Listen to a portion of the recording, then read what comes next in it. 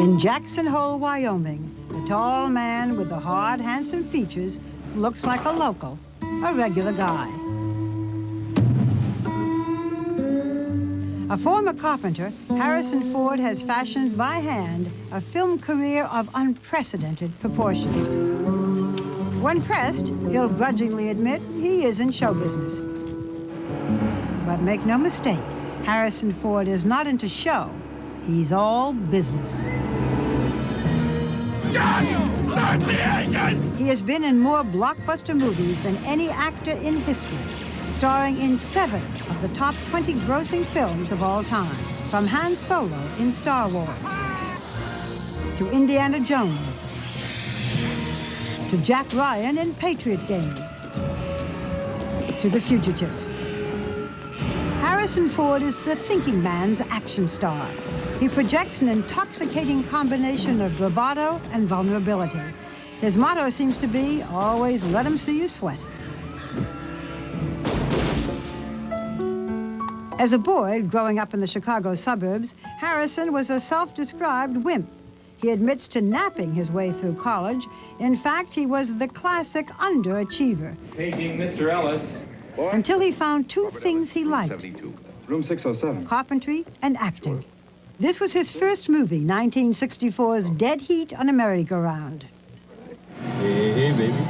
What do you say? He would go on to play in countless episodic television series until he was offered a small role in one of the biggest movies of 1973. Hey, you're supposed to be the fast thing in the valley, man, but that can't be your car. It must be your mama's car. American Graffiti put him in the company of producer-director George Lucas, who was planning a risky follow-up project, a science fiction fairy tale that the studios predicted would bomb. Both strap yourselves in. I'm going to make the jump to light speed. 20 years later, the Star Wars trilogy is again packing the theaters. Hey! Hey! It could be argued that Harrison became a star near the end of The Empire Strikes Back when he ad-libbed a line instead of sticking with the script. I love you. I know. There isn't going to be any trial. He has been nominated for an Academy Award only once, in 1985, for Witness. He didn't win. Hey! Get out! Get out! This week, his 28th film will be released. It's called The Devil's Own, and it's gotten good word of mouth, but there has been controversy. I need that money, Tom. His co-star, Brad Pitt, badmouthed the film and then recanted, leaving the man on the mountain to pick up the pieces. Oh, yeah, fantastic fishing. Now 54, he has 2 young children from this marriage, 2 grown children from a previous one, and a grandson. His wife is screenwriter Melissa Matheson, who wrote E.T. In his Wyoming house, with meticulous woodwork that Harrison designed himself, he sat down and made me promise I wouldn't make him cry. And how do you feel about Academy Awards? How do you feel about the whole business of getting awards and this once-a-year big deal or the other awards? I just don't understand the need to name something the best or more better than something else.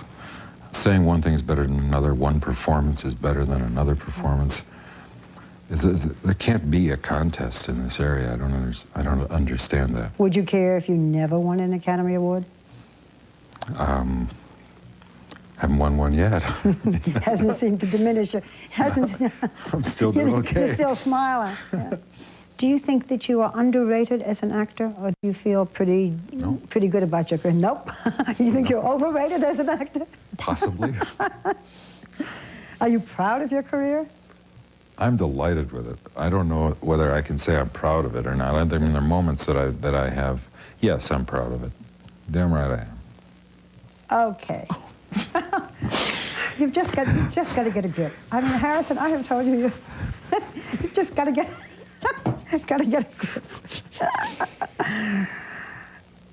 No, I am. saying. I've been very lucky. I've been enormously lucky. I've worked with some really great people.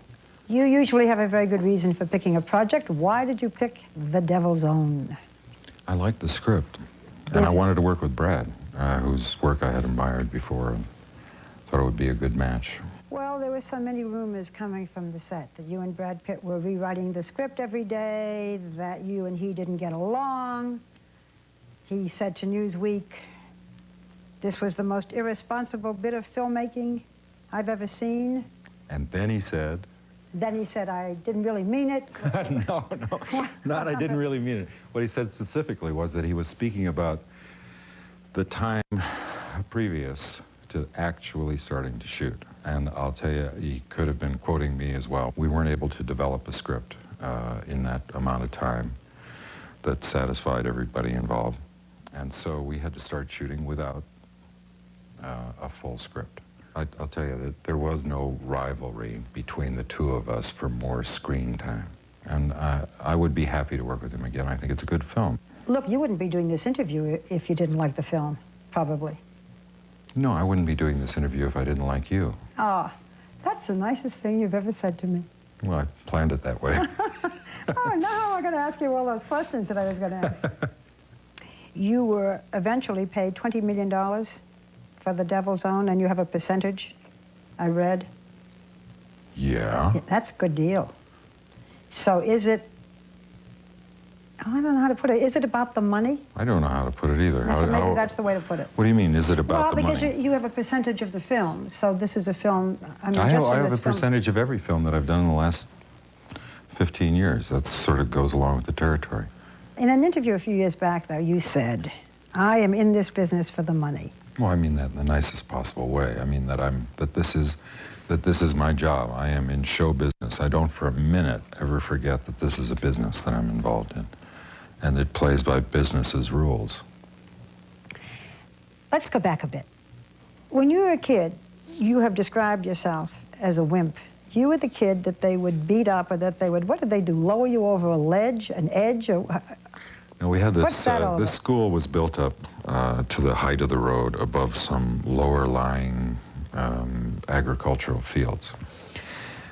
And each day the school's bullies would come, and they would drag me to the edge of the parking lot and throw me down the slope. And then I would get up and I'd crawl back up to the top, and they'd take me and sling me off again. Why didn't you fight back? Oh, because I always operated under the theory that if you're fighting with somebody, Yeah. and you hit them, it was probably going to make them even madder. What a poor schnook you were. Oh no! Oh, no, this was no. really very smart? The girls love me. Why? They don't like the wimp. Oh, You're a cute I was a wimp with character. No, I mean, see. I never gave up. I just never let them win, really. Would you give your sons this same advice? No, I'd say deck the sucker. I don't want to single you out, but I'm going to have to in what I say. But you seem to be, to the public, more balanced, less intoxicated by the whole show business or by the movie star business than most. Is it because the success came later? Because you had that period where nothing much was happening, a lot of television roles, and that's when you became a carpenter. Mm-hmm. Did you know anything about being a carpenter? No, I bought a house in the Hollywood Hills, and I started to fix it up. So I got some books on carpentry, and I started buying a few tools. I realized I wasn't going to be able to pay somebody else to do this work. I was going to have to do it myself. Pretty soon I had too much invested in tools to go out and buy any materials. So I went and got a job as a carpenter. I looked, I had the costume, I had the tools. You had the jeans and I you had the book from the Encino Public Library. And when Sergio Mendes walked me around his backyard and showed me where he wanted the recording studio built and asked me questions about it, I gave him the answers that I imagined would be suitable. And I got the job. So my first job was a $100,000 recording studio for Sergio Mendes in his backyard in Encino. How long were you a carpenter? About 10 years. I wanted to hold out for movie work, for features.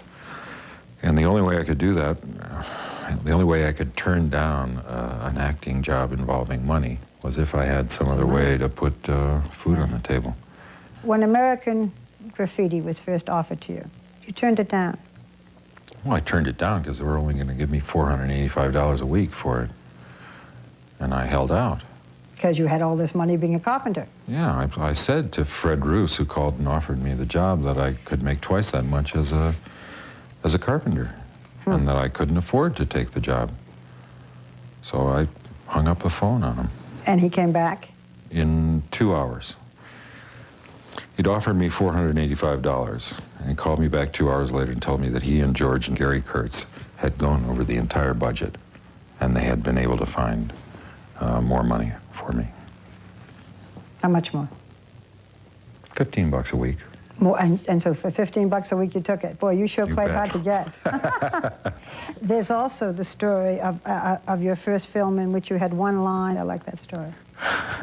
I played a bellboy in Dead Heat on a Merry-Go-Round.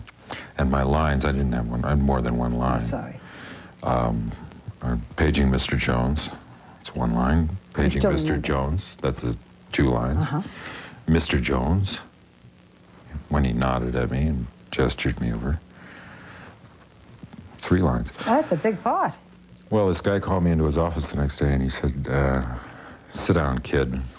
This guy always called me kid. He was about 5 years older than me, but he always called me kid. I said, yeah.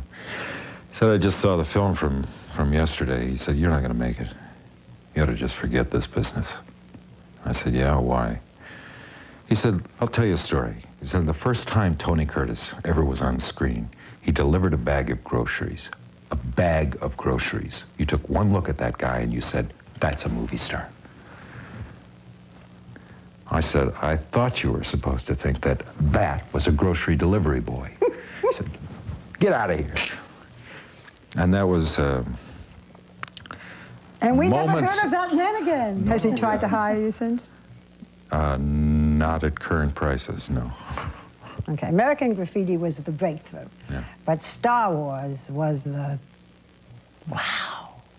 The success now, I mean, that it's been reissued and that there are lines and box office and surprising? Phenomenal. I mean, release a 20-year-old movie and have people and have it make, frankly, more money than it did the first time, and have this kind of interest and excitement. It's phenomenal, and a testimony to how truly important the work that George did there is. Would you play Han Solo again? It's a pretty thin character for me at this point. Would you play Indiana Jones again? In a New York minute. Really? Mm-hmm. It's a question of Steven Spielberg and I finding a slot that we have in common. You were a philosophy major in college. Do you have a philosophy by which you live today? I don't think I have something that's pronounceable as a philosophy. Do you believe in the Force? When it was fashionable to say, may the Force be with you, I always said, force yourself. Now it's fashionable again. Well, I'll say again then, the Force is within you. Force yourself.